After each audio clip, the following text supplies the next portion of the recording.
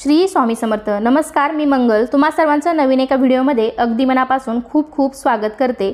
तर आजच्या व्हिडिओमध्ये आपण पाहणार आहोत वैशाख पौर्णिमा, म्हणजेच वैशाख महिन्यातील पौर्णिमा ही बुद्ध पौर्णिमा आणि पीपल पौर्णिमा म्हणून सुद्धा ओळखली जाते। तर या तिथीला गौतम बुद्धांचा जन्म झाला होता, म्हणून या तिथीला बुद्ध पौर्णिमा म्हटलं जातं। तर वैशाख पौर्णिमेच्या दिवशी कोणते उपाय करावे आणि संपूर्ण पूजाविधी मी तुम्हाला आजच्या व्हिडिओमध्ये दाखवणार आहे। त्यासाठी हा व्हिडिओ शेवटपर्यंत नक्की पहा। चॅनलवरती नवीन असाल तर चॅनलला नक्की सबस्क्राइब करा। लगेचच आजच्या व्हिडिओला सुरुवात करूयात। हिंदू धर्मग्रंथामध्ये वर्षातील सर्व 12 पौर्णिमा तिथींना विशेष महत्त्व आहे, परंतु वैशाख महिन्यात श्रीहरीसोबत पिंपळाच्या झाडाचीही पूजा केली जाते, कारण श्रीहरी पिंपळाच्या झाडावर वास्तव्य करत असल्याने वैशाख पौर्णिमा ही अत्यंत पवित्र मानली जाते। या कारणामुळे या दिवशी घरामध्ये अनेक शुभ कार्य केली जातात। वैशाख पौर्णिमेला श्रीहरी आणि माता लक्ष्मी यांची पूजा केली जाते। तसेच सत्यनारायणाची कथा अनेक घरामध्ये ऐकली जाते। तसेच भगवान श्रीहरी आणि चंद्राची पूजा सुद्धा या दिवशी केली जाते। या दिवशी उपवासाने पूजा करणाऱ्या लोकांची सर्व पापे आणि संकटे नष्ट होतात आणि आर्थिक क्षेत्रातील सततच्या समस्या दूर होतात। यावर्षी वैशाख पौर्णिमा हा सण गुरुवार दिनांक 23 मे 2024 रोजी साजरा केला जाणार आहे। हिंदू पंचांगानुसार वैशाख पौर्णिमा ही तिथी बुधवार दिनांक 22 मे रोजी संध्याकाळी 6:48 सुरू होईल। ती दुसऱ्या दिवशी गुरुवारी 23 मे रोजी संध्याकाळी 7:23 असणार आहे। म्हणजेच उदय तिथीनुसार बुद्ध पौर्णिमा किंवा वैशाख पौर्णिमा ही गुरुवारी 23 मे रोजी साजरी करण्यात येणार आहे। तसेच या दिवशी घरातील गृहलक्ष्मीने असे काही छोटे छोटे उपाय यापुढे मी तुम्हाला सांगणार आहे। तर ते छोटे छोटे उपाय केल्यामुळे तुम्हाला तुमच्या घरामध्ये शांतता लाभेल, तुमचं मन सुद्धा प्रसन्न वाटेल आणि तुमच्या घरामध्ये जिथे स्वच्छता असते तिथेच माता लक्ष्मी सुद्धा प्रवेश करते आणि कोणालाही बघा जिथे स्वच्छता असते तिथेच राहायला आवडते। त्यामुळे तुम्ही सुद्धा आपल्या घराची स्वच्छता केली, अगदी आपण दररोज करणं आपल्याला ह्या गोष्टी शक्य होत नाही, पण असं कधीतरी सणावारांच्या दिवशी केलं, अमावस्या असेल, पौर्णिमा असेल किंवा इथला कुठलाही शुभ सणवार असेल, तर त्या दिवशी तुम्ही अशी काही छोटी मोठी कामं केली तर तुम्हाला नक्कीच त्यातून समाधान मिळेल, मनशांती होईल, घरामध्ये सुख समृद्धी नांदेल, शांतता नांदेल। त्यामुळे असे घरातील गृहलक्ष्मीने असे छोटे छोटे उपाय हे नक्कीच करायला हवेत। तर ते कोणते उपाय आहेत यापुढे मलाही सांगते। तर घरातील गृहलक्ष्मीने या दिवशी सकाळी लवकर उठावे आणि सर्वात प्रथम आपल्या घराच्या समोरचं जे अंगण आहे ते स्वच्छ करायचं आहे। त्यामुळे धुळीमार्फत जी बसलेली नकारात्मकता आहे ती निघून जाते। त्यानंतर अंगणामध्ये सडा टाकण्यापूर्वी आपल्या घराचा जो उंबरठा आहे त्यावरती आपल्याला थोडंसं पाणी शिंपडायचं आहे।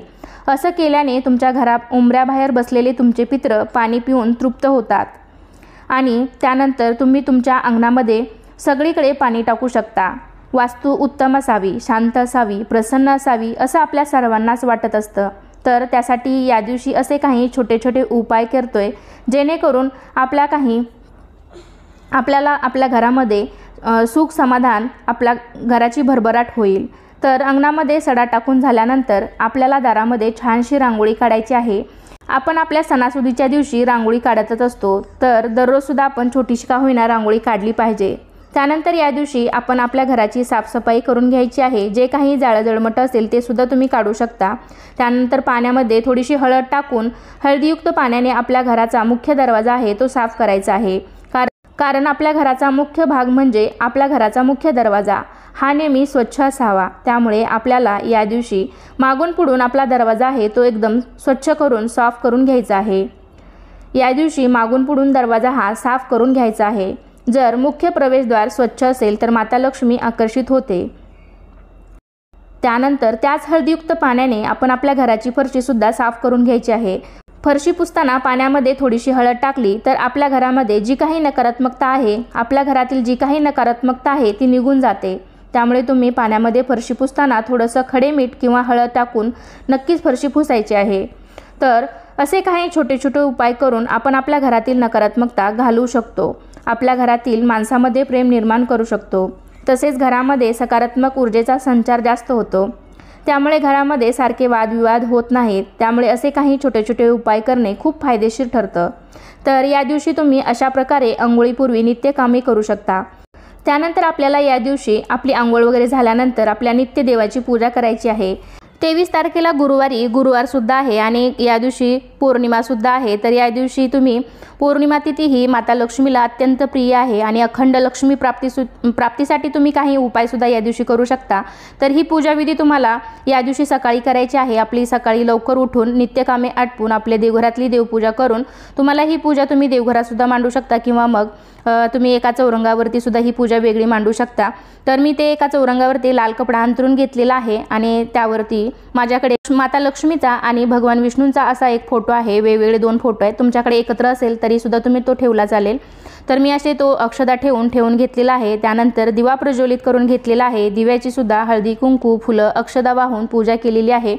त्यानंतर आपण गणपती बाप्पांची पूजा करायची आहे। गणपती बाप्पांना सर्वात प्रथम अभिषेक करून घ्यायचा आहे। अभिषेक करताना सर्वात प्रथम 3 पळ्या पाण्याने अभिषेक करायचा आहे।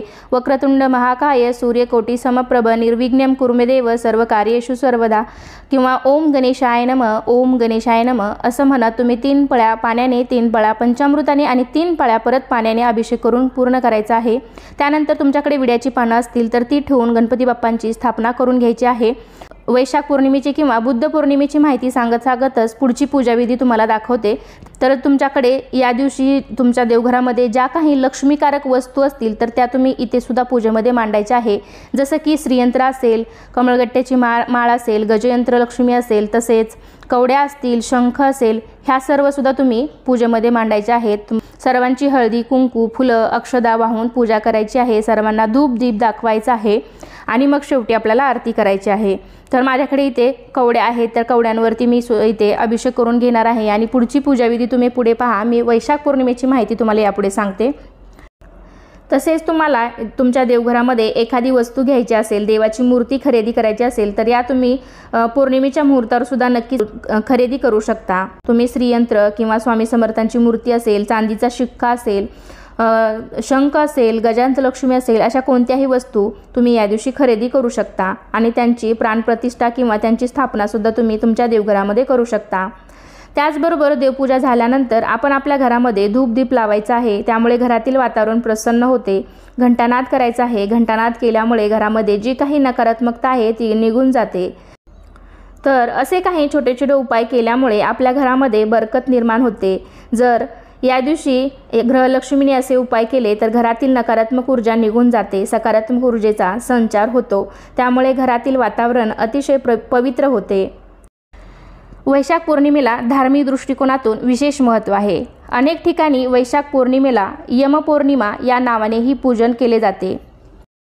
वैशाख पौर्णिमेला यमाला प्रसन्न करण्यासाठी 1 घागरी पाणी दान करावे, असे केल्याने मृत्यूनंतर वैकुंठ धाममध्ये स्थान मिळते। उत्तर भारतात या दिवशी पिंपळाच्या झाडाची पूजा केली जाते। या दिवशी दानधर्म आणि धार्मिक कार्य करण्यास खूप शुभ मानले जाते। वैशाख महिन्यातील पौर्णिमेच्या दिवशी सत्यनारायणाची पूजा केल्यानं इच्छित फळ मिळतं असं सुद्धा सांगितलं जातं। तर या दिवशी सुख आणि सौभाग्य वाढवण्यासाठी अनेक विशेष उपाय केले जातात। तर यापुढे कोणते उपाय या दिवशी तुम्ही करू शकता तर ते आपण जाणून घेऊयात। वैशाख पौर्णिमेच्या दिवशी तुम्ही पितृदोषापासून मुक्ती मिळवण्यासाठी सुद्धा उपाय करू शकता। तर पहिला उपाय तुम्ही असा करू शकता, वैशाख पौर्णिमेच्या दिवशी पिंपळाच्या झाडाला जल अर्पण केल्याने पितृदोषापासून मुक्ती मिळते आणि पितरांचा आशीर्वाद घरातील सर्व सदस्यावर कायम राहतो असं सुद्धा सांगितलं जातं। तसेच तुमच्या व्यवसायामध्ये प्रगतीसाठी सुद्धा तुम्ही या दिवशी उपाय करू शकता। तर वैशाख पौर्णिमेच्या दिवशी पिंपळाच्या झाडाखाली मोहरीच्या तेलाचा दिवा लावल्यामुळे कामातील अडथळे, तुमच्या व्यवसायातील अडथळे दूर होतात आणि व्यक्तीच्या प्रत्येक क्षेत्रात त्याला यश मिळते। वैशाख पौर्णिमेच्या दिवशी देवी लक्ष्मी आणि भगवान विष्णू यांची पूजा केल्याने घरामध्ये सुख, समृद्धी, पैसा, धनसंपत्ती, समृद्धी येते असं मानलं जातं। तसेच तुम्हाला धनाच्या बाबतीत, पैशाच्या बाबतीत काही अडचणी असतील तर तुम्ही या दिवशी सुद्धा हा उपाय करू शकता। तर या दिवशी पूजा करताना लक्ष्मीच्या चरणी 11 पिवळे शिंपले अर्पण करावे, यानंतर ते लाल कपड्यात बांधून आपल्या तिजोरीमध्ये ठेवावेत। असे केल्यामुळे पैशाच्या संबंधित ज्या काही समस्या असतील त्यापासून आपल्याला मुक्ती मिळते। देवपूजा केल्यानंतर तुळशीची सुद्धा यथासांग पूजा करून घ्यायची आहे। आता या सध्याच्या धक्काधक्कीच्या जीवनामध्ये आपल्याला मानसिक ताण खूप असतो, तो इतर कशानेही घालवता येत नाही। त्यासाठी घरातील गृहलक्ष्मीने असे काही छोटे मोठे उपाय केले तर मनाला जो काही मिळणारा आनंद, प्रसन्नता, समाधान हे सर्व तुम्हाला मिळेल। मी म्हणणार नाही की या उपायाने तुम्हाला लाखो करोडो रुपये मिळतील, पण आपल्या घरामध्ये जी काही सकारात्मकता येते, जी काही पॉझिटिव्हिटी येते तीच लाख मोलाची असते। तर या दिवशी या सगळ्या चांगल्या गोष्टीमुळे आपलं आयुष्य अगदी सुखकर होऊन जातं। यानंतर आपण आपला दरवाजा स्वच्छ तर केलेला आहे। आपण आंघोळ झाल्यावर त्यावरती ओल्या कुंकवाने स्वस्तिक काढायचं आहे, कारण स्वस्तिक हे शुभचिन्ह मानलं जातं। सर्व देवी देवतांचा वास या स्वस्तिकमध्ये असतो, त्यामुळे स्वस्तिक या दिवशी दरवाजावरती नक्की काढायचं आहे। स्वस्तिक हे नेहमी अनामिकेने काढायचे असते। हे शुभचिन्ह जर तुम्ही या दिवशी दरवाजावरती काढलं तर जी काही आजूबाजूने येणारी नकारात्मकता आहे ती नष्ट होते। त्यामुळे आपल्या मुख्य दरवाजावरती स्वस्तिक काढायचं आहे। त्यानंतर सर्वात महत्त्वाचं म्हणजे आपल्या घराचा उंबरठा। प्रत्येक घराला उंबरठा असलाच पाहिजे आणि शक्यतो लाकडाचा असावा।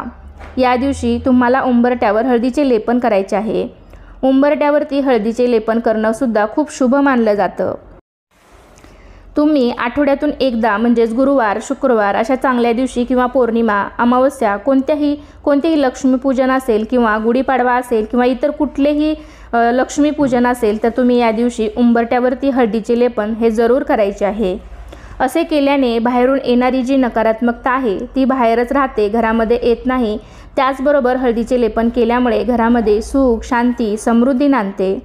घरातील सकारात्मकता तसेच येणाऱ्या जाणाऱ्या लोकांचे नकारात्मक विचार यापासून संरक्षण होते, म्हणून हळद लेपन जरूर करावे।